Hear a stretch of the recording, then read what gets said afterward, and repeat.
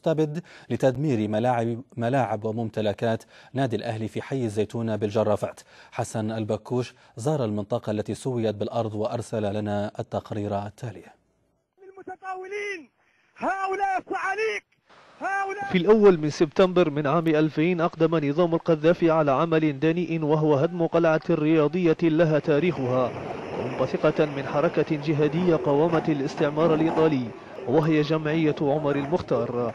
النادي الأهلي ببنغازي أصبح ركاما بعد أن كان مكانا يجتمع فيه الصغار قبل الكبار يعشقون الألوان الحمراء حتى الثمالة، لكن نظام القذافي حرمهم من التمتع واللعب داخل أسوار ناديهم. يرجع سبب هدم النادي إلى الأعمال التي قامت بها جماهير الأهلي من مظاهرات وحرق لصور القذافي وابنه السعدي بعد مباراة الأهلي والأخضر التي أقيمت بمدينة المرج في 20 من أغسطس عام 2000، لأن الفريق قد تعرض للظلم كما يقولون. حسينا أن الأهلي حينظلم في مباراة وصارت إشكالية كان ذكرها بين رافع العمادي والحكم مصطفى المغزازي، طبعا الحكم الخاص للأهلي في مباراة الأهلي طلع على أثر رافع العمادي بالحمراء. أجهزة النظام السابق شنت حملة اعتقالات واسعة، وكان من ضمن المعتقلين مراد الرياني الذي كان يبلغ من العمر آنذاك 17 عاما.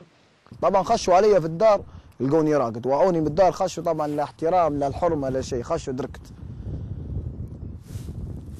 الساعة 3 طبعا نزلوني، ولما نزلوني مع الدروج يكلم باللاسلكي، يكلم في